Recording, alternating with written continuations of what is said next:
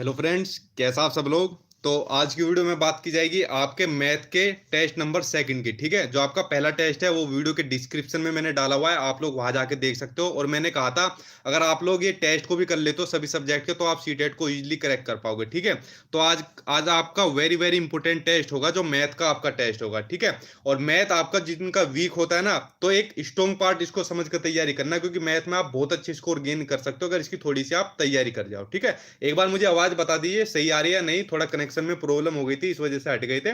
ठीक है, तो उसके बाद हम टेस्ट अपना स्टार्ट करेंगे और बहुत ही इंपॉर्टेंट होने वाला है आज का टेस्ट। जी हाँ, टाइम हो गया है, वीडियो भी चलेगी।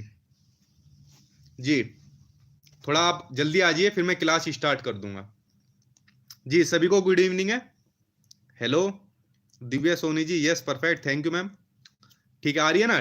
ठीक है, आपके कमेंट को मैं थोड़ा हाइड कर देता हूँ, साइड में पढ़ लूंगा इनको। ठीक है, तो जल्दी से आइए, अब टेस्ट को स्टार्ट कर लेंगे। और साथ ही साथ जिन्होंने सीटेट के नोट्स अभी तक नहीं लिए तो नोट्स ले लेना। ये मेरा व्हाट्सअप नंबर दिया हुआ है, इस पर सीटेट नोट्स लिख के आप सेंड कर देना। आपको अपने सभी सब्जेक्ट के नोट्स मिल जाएंगे।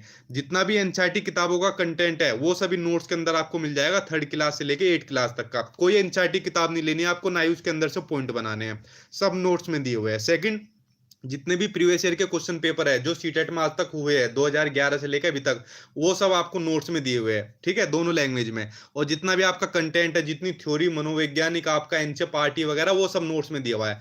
तो सिर्फ ये नोट्स कर लेना, इनके अलावा आपको कुछ करने की जरूरत नहीं। और साथ ही साथ चैनल से जुड़े रहना, आपका सीटेट इजीली पास हो जाएगा। एक छोटा सा अमाउंट है 490, उसमें आपको ये सभी सब्जेक्ट के नोट्स मिल जाएंगे। इसके अलावा जो बुक पढ़ रहे हो उसकी भी जरूरत नहीं पड़ेगी, या जो लेने की सोच रहे हो कुछ और, उसकी भी जरूरत नहीं पड़ेगी। ठीक है, तो वही आपके नोट्स की बात। अब बात करते हैं आपके टेस्ट की, जो कि आपका सेकंड नंबर का टेस्ट है।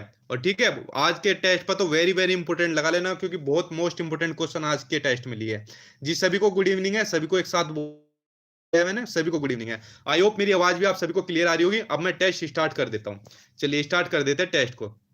जी हाँ, ये व्हाट्सअप नंबर पर ये एक छोटे से अमाउंट पे करने के बाद आपको सभी सब्जेक्ट के नोट्स मिल जाएंगे। ठीक है, फोन पे, पेटीएम में, गूगल पे, किसी से भी कर सकते हो। सिर्फ ये लेना है आपको, इसके अलावा किसी भी लेने की जरूरत नहीं। इन्हीं से आपका सीटेट पास हो जाएगा, बहुत अच्छे तरीके से हो जाएगा। और साथ ही चैनल से जुड़े रहना, चैनल को सब्सक्राइब कर लेना, ताकि सीटेट में आप एक अच्छा स्कोर कर पाओ। ठीक है, इसलिए चैनल को सब्सक्राइब कर लेना। और टेस्ट के एंड में देखना है आपने 10 में से कितना स्कोर किया है, 0 किया है या 10 में से 10 किया है, लेकिन ईमानदारी से बताना, ताकि जो आपसे फीडबैक मिलता है उसी के अकॉर्डिंग मैं आपकी तैयारी करा सकूं। ठीक है, तो ये दो चीजें आपके लिए इनफ रहेगी, चैनल सब्सक्राइब करना और नोट्स, इनसे आपका क्रैक हो जाएगा। आप स्टार्ट कर लेते हैं टेस्ट को। चलिए पहला क्वेश्चन देखते हैं। KVS D triple S B का भी मैं बता दूंगा, एक बार उसका नोटिफिकेशन आने दो, उसका मैं बता दूंगा। फिलहाल सीटेट पर अभी फोकस है। पहला क्वेश्चन पढ़ते हैं। The product of the smallest common multiple and the biggest common factor of 30, 36 and 42 is 30, 36 और 42 के सबसे छोटे सार गुणज तथा सबसे बड़े सार गुणनखंड का गुणनफल कितना है? 7460, 7660, 7650 या 7560। बताइए सही आंसर क्या होगा। जी हाँ, ईमानदारी से बताना है आपको, मोना राजपूत जी, ईमानदारी से बताना है। चलिए इसका सही आंसर बताइए आप लोग, क्या इसका सही आंसर होगा। जी जी, बताइए फोर्थ, बताइए सही आंसर बताइए।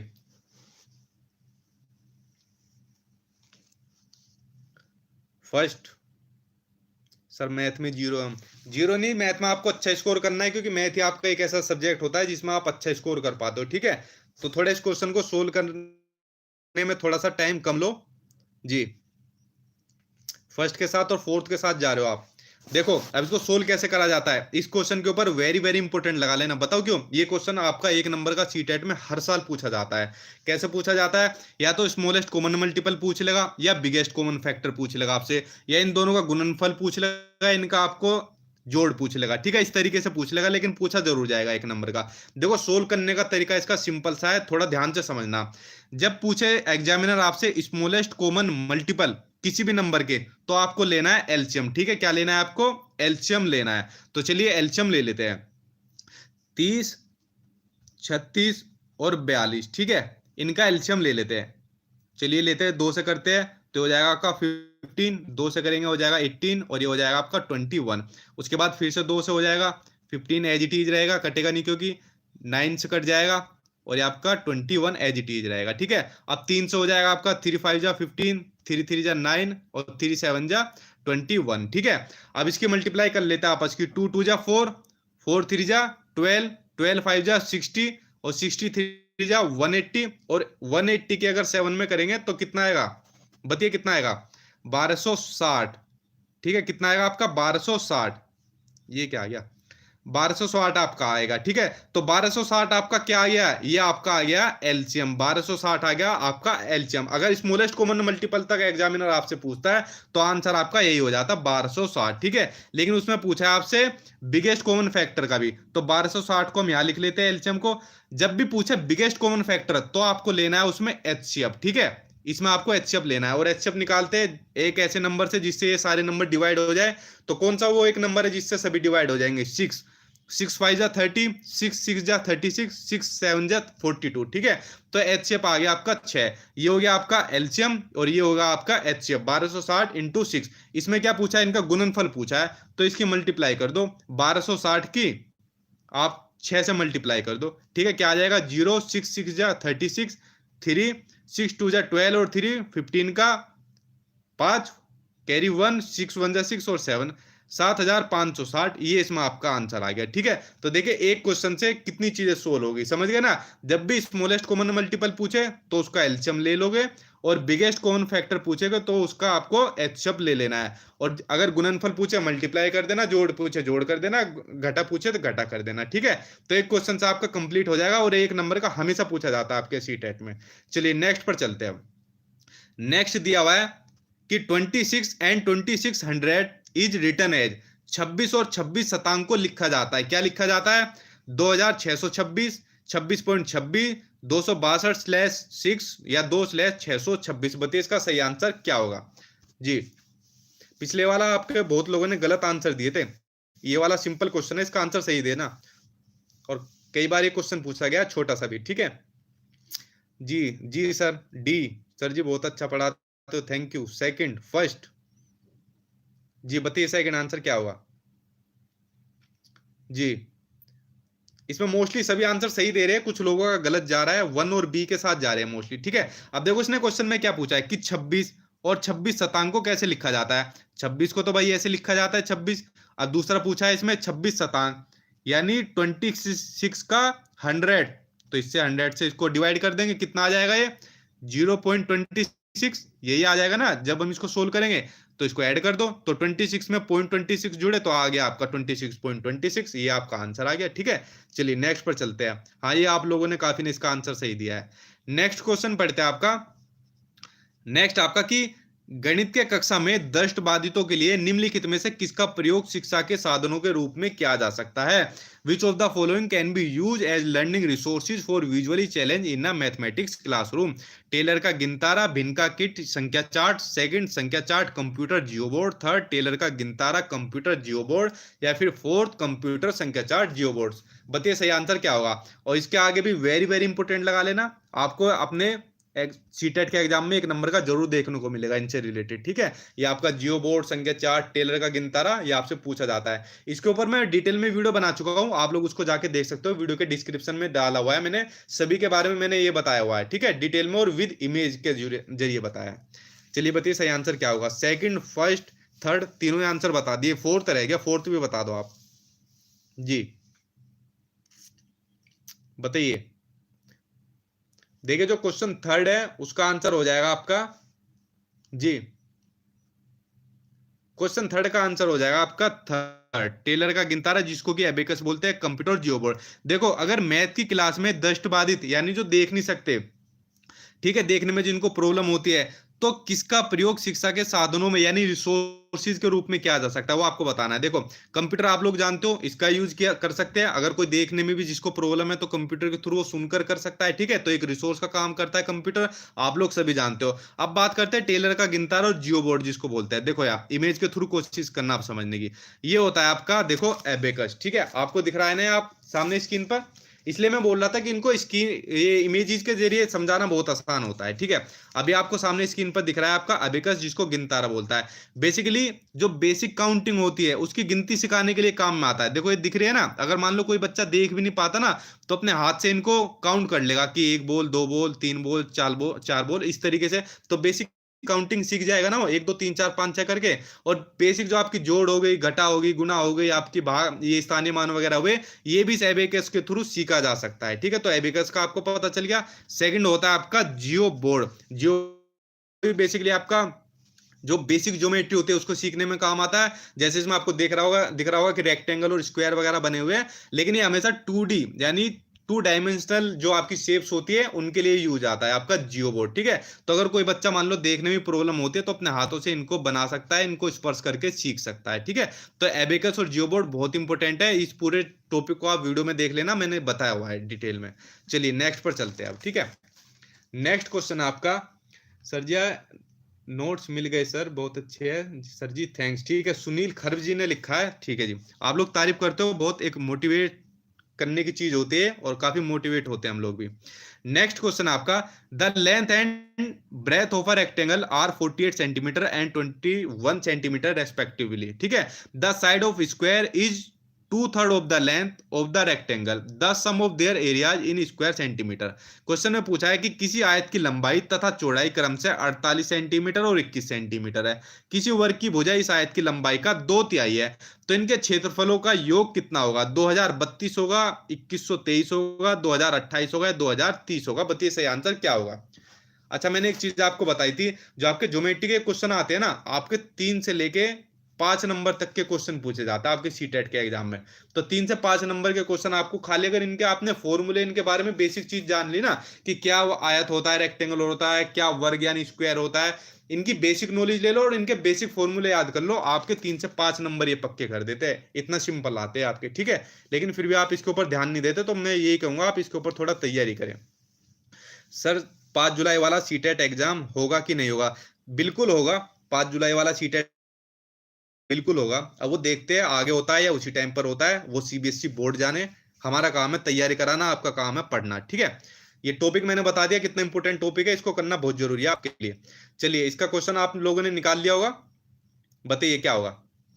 देखो, इसमें पूछा है कि किसी आयत की लंबाई तथा चौड़ाई इतनी है, तो इसका जो एरिया ऑफ रेक्टेंगल होता है, ठीक है, एरिया ऑफ रेक्टेंगल होता है वो होता है आपका L into B, length into breadth. ठीक है, अगर हम 48 की 21 से मल्टीप्लाई कर देंगे तो हमारा एरिया ऑफ रेक्टेंगल आ जाएगा। ठीक है, तो इसकी मल्टीप्लाई करेंगे कितना होगा? 8 1 जा 8 2 48। ठीक है, तो ये हो जाएगा आपका 1008। ठीक है, ये आ गया आपका एरिया ऑफ रेक्टेंगल 1008। इसको लिख लेते हैं हम साइड में, 1008 एरिया ऑफ रेक्टेंगल आ गया। अगले में पूछा है कि किसी वर्ग की भुजा यानी स्क्वायर की साइड इस आयत की लंबाई का 2/3 है, तो लंबाई कितनी थी भैया आपकी? 48, तो इसका 2/3 है, तो 48 का 2/3 कितना हो जाएगा आपका? इसको निकालो, 3 1 जा 3, 3 6 जा 18। ठीक है, ये इनकी 2 से करेंगे तो 32 हो जाएगा। ठीक है, तो ये हो गया आपका 32। अब 30 एरिया ऑफ स्क्वायर निकालेंगे तो होता है आपका साइड का स्क्वायर, तो 32 का स्क्वायर निकाल लो आप लोग, कितना हो जाएगा बताइए? 32 का स्क्वायर कितना होगा जी? हाँ नहीं, ओनली पेपर 2 एसएसटी का नहीं, आपको सभी सब्जेक्ट के नोट्स मिल जाएंगे, चाहे आपका पेपर 1 हो, पेपर 2 एसएसटी हो, या चाहे आपका मैथ साइंस हो। ठीक है, 32 का स्क्वायर बताओ। 32 का स्क्वायर होता है आपका 1024। ठीक है, अब इनको जोड़ दो, क्योंकि इसमें यही पूछा है इनका योग क्या होता है। इसको जोड़ देंगे तो आ जाएगा 8 4 12 का 2, 1 2 1 3 0, तो 2032 इसका आपका सही आंसर आ जाएगा। यानी कि क्वेश्चन 4 का आंसर हो गया आपका फर्स्ट। ठीक है, कितना सिंपल था। एरिया ऑफ रेक्टेंगल निकाला, एरिया ऑफ रेक्टेंगल निकालने के बाद एरिया ऑफ स्क्वायर निकाल दिया और उन दोनों को जोड़ दिया। इस क्वेश्चन में कुछ करने की ज्यादा जरूरत नहीं पड़ी। लेकिन ये जो टॉपिक है आपका ट्रिग्नोमेट्री से, ये आपका 3 से 5 नंबर तक का आपके सीटेट के एग्जाम में हर साल आता है। ठीक है, तो कितना इंपॉर्टेंट है, और मैं ये आपको रिकमेंड करूंगा इस चैप्टर को जरूर करें, इस टॉपिक को आप। ठीक है, नेक्स्ट पर चलते हैं अब। चलिए नेक्स्ट पर, नेक्स्ट आपका, जी हाँ लाइक कर दो, आप कर दिया करो, अपने आप ही लाइक कर दिया करो। ठीक है, बिना कहे। नेक्स्ट आपका कि मैथ में चित्रण यानी मैपिंग के लिए लिखित कथनों में से कौन सा सत्य नहीं है? 4 स्टेटमेंट दी हुई है, आपको बताना है मैपिंग से रिलेटेड कौन सा गलत है। पहला, प्रतिचित्रण स्थानिक चिंतन को बढ़ाता है। सेकंड, प्रतिचित्रण अनुपातिक विवेचन को प्रोत्साहित करता है। थर्ड, प्रतिचित्रण गणित पाठ्यक्रम का भाग नहीं है। या फिर प्रतिचित्रण का गणित के कई विषयों से समाकलन किया जा सकता है। बताइए सही आंसर क्या होगा इसका जी? कमेंट पढ़ता हूं आप लोगों के, इसका सही आंसर बताइए आप लोग जी। सर हमारा भी नाम ले लो, रीना कुमारी जी, ले लिया मैंने आपका नाम। ठीक है, बताइए अब इसका सही आंसर क्या होगा? Third, fourth? जी जी बताइए। फर्स्ट भी आ गया, थर्ड, फोर्थ और फर्स्ट चल रहे अभी तक आगे, ठीक है। देखिए जो क्वेश्चन फिफ्थ का आंसर हो जाएगा वो हो जाएगा आपका आंसर थर्ड ही हो जाएगा, ठीक है। प्रतिचित्रण गणित पाठ्यक्रम का भाग नहीं है। भाई भाग नहीं है, बिल्कुल ये भाग है और बहुत इंपॉर्टेंट पार्ट है आपका ये मैथ का, ठीक है, जो आपका प्रतिचित्रण होता है। प्रतिचित्रण मीन्स किसी भी चीज का प्रतिरूप। जैसा आपने शिरडी में जब जाओगे, साईं बाबा का मंदिर देखा है ना, तो साईं बाबा के मंदिर में साईं बाबा की कितनी बड़ी मूर्ति रखी रहती है, लेकिन आपने देखा होगा मंदिर के बाहर भी छोटी छोटी मूर्तियां रखी होती है, तो वो क्या होती है, वो बड़ी मूर्ति का ही आपका प्रतिचित्रण होता है, ठीक है। और अगर मैथ की टर्म्स में मैं इसको बताऊंगा तो इसमें बहुत टाइम लगेगा, इसी तरीके से आपको इसको समझना है। और ये मैथ के पाठ्यक्रम का, इसके करिकुलम का बहुत इंपॉर्टेंट पार्ट होता है, ठीक है। तो अगर नहीं आएगा ये हाँ आएगा। बाकी तीनों पॉइंट को भी देख लेना, ये भी इंपॉर्टेंट है। चलिए नेक्स्ट पर चलते हैं। फिफ्थ का थर्ड, सुपर पढ़ाते हो सर जी, थैंक यू, नोट्स बहुत अच्छी है सर, ठीक है। चांदनी पांडे जी, थैंक यू जी। चलिए नेक्स्ट पर चलते हैं। सेकंड का नोट्स होगा कि नहीं? सेकंड का भी होगा, पेपर सेकंड का भी होगा, ठीक है आपका। चलिए नेक्स्ट आपका, एक बोतल में 750 मिलीलीटर जूस भरा जाता है और ऐसी 6 बोतलों को एक कार्टन में पैक किया जाता है। 450 लीटर जूस के लिए आवश्यक कार्टनों की संख्या क्या होगी वो आपको बताना है। 100 होगी, 75 होगी, 80 होगी या फिर 90 होगी? बताइए सही आंसर क्या होगा। चलिए आप लोग इतने सोल्व करते हैं, आपको एक चीज बताता हूँ।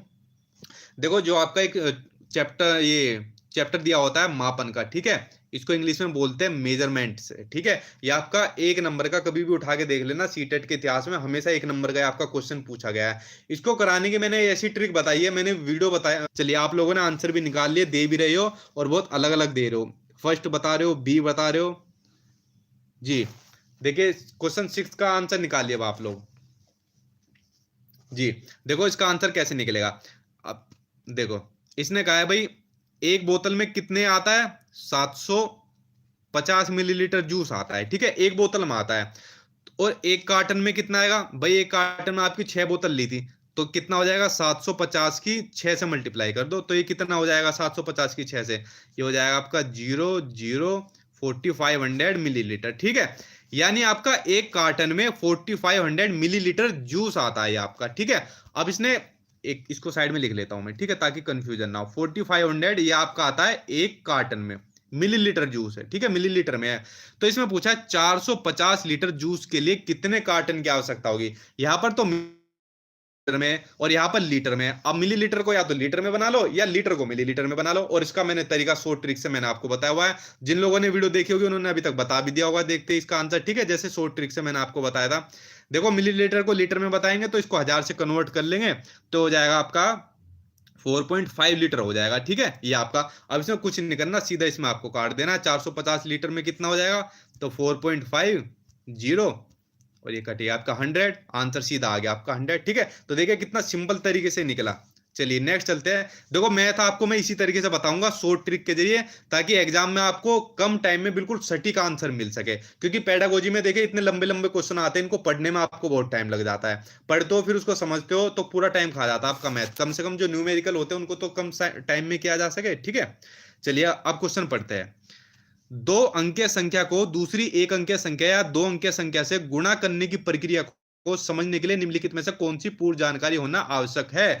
विच of the following is an essential prerequisite to understand multiplication of a two digit number by a one digit or a two digit number? क्या होगा? योग का कर्म विनिमय गुण, गुणन का कर्म विनिमय गुण, थर्ड गुणन योग पर वितरण के रूप में, या फिर फोर्थ गुणन विभाजन के प्रतिलोम के रूप में? बताइए सही आंसर इसका क्या होगा जी। हाँ बताइए, क्वेश्चन सेवंथ का आंसर क्या होगा आपका जी।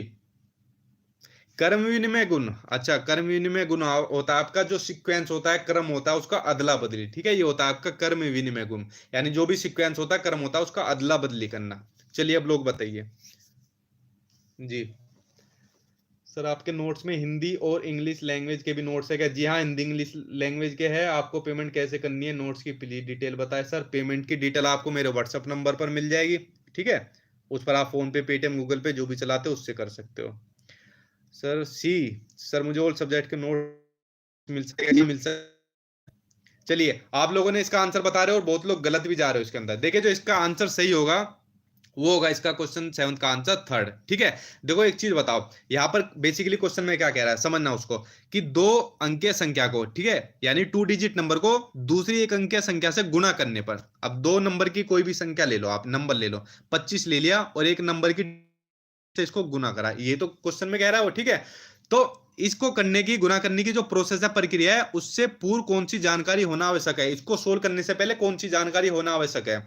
योग का कर्म विनिमय गुण होना आवश्यक है, बिल्कुल नहीं है। देखो, कर्म विनिमय गुण क्या होता है, कर्म का अदला बदली, यानी योग का अदला बदली। जैसे मुझे 5 लिखना है तो 2 + 3 लिख दिया मैंने, 5 हो गया। इसको मैं ऐसे भी तो लिख सकता हूं 3 + 2, तो ये भी आपका 5 हो गया। यानी आपका जो एडिशनल है, योग है, उसका कर्म विनिमय गुण हो गया आपका। ठीक है, तो इसके लिए चाहिए नहीं, इसके लिए तो गुना भी चाहिए, तो पहला तो आपका नहीं होने का। ठीक है, तो ये हो गया आपका गलत। चलिए नेक्स्ट पर जाते हैं। दूसरा है गुणन का कर्म विनिमय गुण।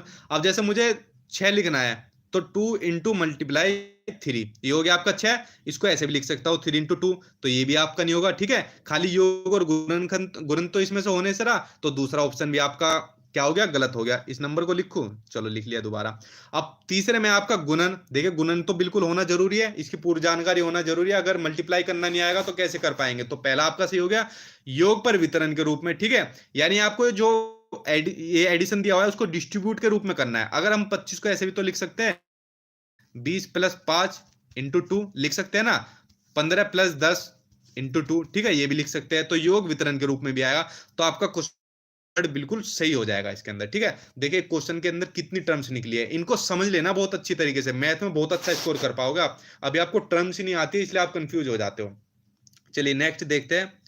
नेक्स्ट आपका क्वेश्चन जी, क्या कह रहे हो आप, कोई अंबेडकर नगर से है जी, बता दो इनको कौन पूछ रहा है। सर मेरा भी नाम ले लीजिए, वैशाली सुमन जी, मैंने आपका नाम ले लिया। ठीक है, नेक्स्ट क्वेश्चन आपका 10 tens plus 1100 plus 12 ones equals 10 ढाई प्लस 11 सैकड़ा प्लस 12 बराबर है, किसके बराबर है वो आपको बताना है। ठीक है, ये आपको 4 ऑप्शन दिए हुए हैं, बताइए सर क्या होगा। आपके कमेंट ज्यादा आ रहे हैं, मैं पढ़ता हूं जी। डी, फोर्थ, आप बहुत अच्छे से समझाते हो, thank you. Fourth D G, free में नोट सेंड कर दो। ठीक है, आप एक काम करना, फ्री में अगर मैंने 3 महीने लगाए लगे मुझे नोट्स बनाने में। ठीक है, तो 3 महीने नोट्स बनाने में लगे, उसके बाद आपके कॉल वगैरह रिसीव होते हैं, और इसमें जो छोटा सा अमाउंट एक रखा है 490, उसमें भी आपको ज्यादा लग रहा है तो मेरी सलाह आप मत लेना। पिछली बार मैंने फ्री में दिए थे, लगभग 300 लोगों को फ्री में दिए थे, मुश्किल से उनमें 4 या 5 बच्चे उन्हें ये लिए थे जो पास हुए थे, जो फ्री वाले थे। और जिन्होंने पैसों में लिए थे और बहुत छोटा अमाउंट रखा था, उसमें लगभग 90% के पास हो गए थे। तो आप एक रिकॉर्ड उठा के देखो, 90% पास हो रहे हैं और खाली 300 में से 4-5 बच्चे फ्री वाले पास हुए हैं। ठीक है, तो फ्री में तो कोई चीज नहीं जाएगी आपकी, बिल्कुल भी ना ही मैं फ्री के सहमत हूं कभी भी फ्री चीजों के साथ। ठीक है, तो अगर जो कोई आपको फ्री में देता है तो आप बेशक ले सकते हो, मैंने इतना अमाउंट भी नहीं रखा है कि आपको बहुत ज्यादा लगे। चलिए, क्वेश्चन आप लोग इसका बहुत गलत दे रहे हो, जबकि बहुत सिंपल सा क्वेश्चन है। पहला 10 टेंस, ठीक है, तो यानी 10 की मल्टीप्लाई कर लेते हैं 10 10 से। ठीक है, उसके बाद है 1100, तो 11 की 100 से कर लेते हैं। उसके बाद 12 वंस, तो यानी 12 की इकाई से कर लेते हैं। इसको सोल्व करेंगे कितना आएगा, 10 की 10 से करेंगे 100, 11 की 100 से करेंगे तो आ जाएगा आपका 1100, और 12 की करेंगे तो 12। इसको क्या करना है, जोड़ दो, 2 1 2, 1212 आंसर आ गया आपका, सिंपल। ठीक है, इस क्वेश्चन में करने का कुछ था, कुछ भी नहीं था। चलिए, हाँ किताब को साइड में रख दो, बहुत क्वेश्चन आंसर गलत होते हैं किताब के, सही कर रहे हो आप लोग। ठीक है, क्वेश्चन 9th पढ़ते हैं आप लोग। संख्याओं के संदर्भ में प्राथमिक कक्षा के बच्चे, अर्थात वे बच्चे जिनका आयु वर्ग 8 से 9 वर्ष है, निम्नलिखित में से किस समुच्चय में प्रवीण है, वो आपको बताना है। कि in the construct of numbers primary class children, the children in age group 8 to 9 years are able to accomplish which one of the following sets, वो आपको बताना है। ठीक है, पहला आपका classification, reversibility, proportional reasoning. Second seriation, reversibility, proportional reasoning. Third seriation classification, proportional reasoning. Fourth seriation classification, या फिर रिवर्सिबिलिटी। चलिए बताइए सही आंसर क्या होगा। क्वेश्चन को ध्यान से पढ़ना, क्लास में क्या पूछा है, प्राइमरी क्लास में पूछा है। ठीक है, किस में वो समुच्चय में प्रवीण होंगे वो आपको बताना है जी। फर्स्ट, सी, डी, चारों तीनों बता दिए, एक ऑप्शन रह गया सेकंड। ठीक है, कोई सेकंड भी बता दो भाई, बताइए सही आंसर इसका क्या होगा। Second, fourth, second, third third. मेरा नेम लीजिए सर, नीलम जायसवाल जी, मैंने आपका नाम ले लिया, ठीक है। आप लोग एक बात बताओ, ये स्टडी के लिए आते हो या फिर सारे नाम के लिए आते हो? कभी आपका जब सिलेक्शन होगा, जैसे पिछली वीडियो में मेरे स्टूडेंट का सिलेक्शन हुआ था, ठीक है, टीचिंग में जो उनको जॉब मिली थी, अब उनको ज्वाइनिंग लेटर मिलने वाले हैं, तो उनका बकायदा मैंने वीडियो में बताया था डिटेल में। तो आप लोग भी जब बन जाओगे तो मैं इस तरीके से डिटेल में बता दूंगा, अभी से नाम लेके क्या करूंगा, ठीक है। ठीक है वैशाली शर्मा जी, सुमन जी, आपका भी ले लिया। जब आप लोग कुछ अचीव कर लोगे तभी तो नाम लिया जाए, अभी खाली नाम लेके क्या करूंगा। चलिए चलिए, अब इसका जो क्वेश्चन 9 का आंसर हो जाएगा, वो हो जाएगा आपका आंसर फोर्थ हो जाएगा, ठीक है। क्वेश्चन का आंसर का फोर्थ हो जाएगा। बहुत लोगों ने इसका आंसर गलत दिए। भाई एक बात बताओ, प्राइमरी क्लास की बात हो रही है, तो प्राइमरी क्लास में आपका अनुपातिक विवेचन यानी आपका प्रोपोर्शनल रीजनिंग होता है क्या? वो तो आपके अपर क्लास में होता है, मेरे ख्याल से 8 क्लास में होता है, ठीक है। तो अनुपातिक विवेचन यानी कि प्रोपोर्शनल रीजनिंग जहां जाएगा तो प्राइमरी क्लास से तो उसका संबंध मिलेगा ही नहीं, तो शुरू के तीनों आंसर गलत हो गए, चौथा आंसर आपका सही हो जाएगा। सिंपल सा, इसमें आपको दिमाग लगाना था, ठीक है। आप लोगों के बहुत गलत हो गए। नाम लेने से मोटिवेशन मिलता है सर, ठीक है। चलिए नाम ले लिया करेंगे अगर आपको मोटिवेशन मिलता है। कोई भी चीज ऐसी जिससे मोटिवेट होता हो आदमी, उसको जरूर करना चाहिए। मैं आप लोगों का नाम ले लिया करूंगा, ठीक है। आपकी आवाज बढ़िया जैसा लगा, ठीक है, थैंक यू जी। नेक्स्ट क्वेश्चन है आपका, what should the subtracted from the product 102 into 201 to get आपका 19,999 कि गुणनफल, ये दो नंबर दिए हुए कि इसमें से क्या घटा जाए ताकि 19,999 प्राप्त हो, ठीक है। आपको सही आंसर बताना है, 503, 602, 103 या 408, 401। बताइए सही आंसर क्या होगा। मिल गया मोटिवेशन, कुणाल यादव जी ने कहा जी। सर नोट्स फ्री में मत देना, निशा सिंगल जी ने कहा है, ठीक है मैम। नहीं मैंने बताया ना, मैं देखो फ्री में दे देता, चाहे मुझे 3-4 महीने इनको नोट्स बनाने में लगे, वो मैं दे देता, कोई दिक्कत नहीं थी, चाहे 3-4 महीने गए मेरे, कोई बात नहीं, ठीक है। लेकिन एक बात तो बताओ, पिछली बार 300 लोगों को दिए, उसमें से सिर्फ 4 या 5 बच्चों ने वो पढ़े, तो क्या फायदा हुआ मेरे देने का? मैंने उनको दिए, उन्होंने ऊपर देखे हाँ ठीक है ये कर लिया। और जिन लोगों को करीबन 300 के करीब दिए थे, उनमें से 90% लोगों का सीटेट पास हुआ था। तो देखो कितना ये बड़ा परसेंटेज है जो लोगों ने, क्योंकि उन्होंने पता है, चाहे उन्होंने एक छोटे अमाउंट में लिया हो, लेकिन उन्होंने सीरियस लेके लिया था वो, कि भाई हमने पेड लेके कुछ लिया है, चाहे छोटा अमाउंट हो, तो उन्होंने उसकी कीमत समझी, वैल्यू समझी। और जिनको फ्री में मिल गए, और लास्ट एग्जाम से 2-3 दिन पहले दिए थे मैंने फ्री में, जिनको फ्री में दे दिया उन्होंने सोचा हाँ ठीक है, एक बार नजर मारी, छोड़ दिया। बाद में पछताए कि सर पूरा पेपर फंस गया था ईवीएस का तो उसके अंदर, और सर बाद में तो हम बहुत पछताए। अब बाद में पछताए तो क्या हुआ, आप 6 महीने का वेट करो अगले सीटेट का, ठीक है। चलिए क्वेश्चन जो इसका सही आंसर होगा, बहुत लोग इसमें गलत जा रहे हो जी। जी बहुत लोग सही भी जा रहे हैं जी। देखिए इसका जो आंसर हो जाएगा वो आपका फर्स्ट ही होगा इसके अंदर आंसर, ठीक है। तो आपका इसका आंसर हो जाएगा फर्स्ट। कैसे हो जाएगा उसका आंसर? देखो सिंपल सा पूछे कि इसमें से क्या घटा जाए, भाई हम इसमें से सिंपल सा x घटा लेते हैं, यानी 102 इंटू 201, इसमें से क्या घटा लेते हैं, x घटा लेते हैं। तो क्या बचाएगा हमें, 19,999 ये बचेगा। अब इसको सोल्व कर लो, 102 की 201 में मल्टीप्लाई करो, क्या आएगा, एक बार मुझे भी बताना क्या आएगा, ठीक है। अच्छा बता दिया, बहुत फास्ट। चलिए कुछ बच्चे बहुत टैलेंटेड है, सीधा निकाल देते हैं, ठीक है। चलिए इसके मल्टीप्लाई करने पर आएगा आपका ये, इस बच्चे ने निकाला है, ठीक है। आई होप आपने सही निकाला होगा, आपके अकॉर्डिंग मैंने लिया है, ठीक है। -x into is equal to 19,999, ठीक है। अब इसको सिंपल सा सोल्व कर लेंगे, x की वैल्यू ले लेंगे, 20,502 में से 19,999 घटा लेंगे। अब इसको घटा दो भाई, कितना बचेगा आपका, तो ये बचेगा आपका 503, यानी आंसर हो जाएगा इसमें आपका फर्स्ट, बिल्कुल सही है, ठीक है। चलिए ये आपके 10 क्वेश्चन हो गए। अब देख लेना आप 10 में से आप लोगों के कितने आंसर आप लोगों ने सही किए। आप लोग ईमानदारी से बता देना, मुझे पता है आज की क्लास में किसी के 10 में से 10 नहीं है, बहुत लोगों ने आपके गलत दिए थे, ठीक है। और जो लोग पूछ रहे थे नोट्स की, ये रहा व्हाट्सअप नंबर, और ये रहा आपका कंटेंट जो इसके अंदर मिलेगा, और ये रहा प्राइस, ठीक है। इन नोट्स को कर लेना, आपका सीटेट इन्हीं नोट्स में से पास हो जाएगा। और साथ ही साथ चैनल सब्सक्राइब कर लेना, ये दो चीज कर लेना, चैनल सब्सक्राइब और नोट्स, इनसे आपका सीटेट पास नहीं होगा, बहुत अच्छे नंबर से पास होगा, ठीक है। और आप लोग अपना फीडबैक दो, 10 में से कितना आपका स्कोर आया जी। सीटेट कितनी भी बार दे सकते हो आप, ठीक है, वो आपकी चॉइस है, कितनी भी बार दे सकते हो। एक गलत हुआ, 10 में से 8 आए, 9 आए, शमशाद आलम जी 503 आंसर बता रहे हैं, आपके 7 आए, ठीक है। यानी बहुत कम स्कोर आ रहा है। देखो अगर 10 में से अगर आप लोग यहाँ पे 6-7 नंबर ला रहे हो ना, बहुत गलत है। यहाँ पे अगर 10 में से आप लोग 10 नंबर लाओगे ना, तब जाके सीटेट में अच्छा स्कोर कर पाओगे, ठीक है।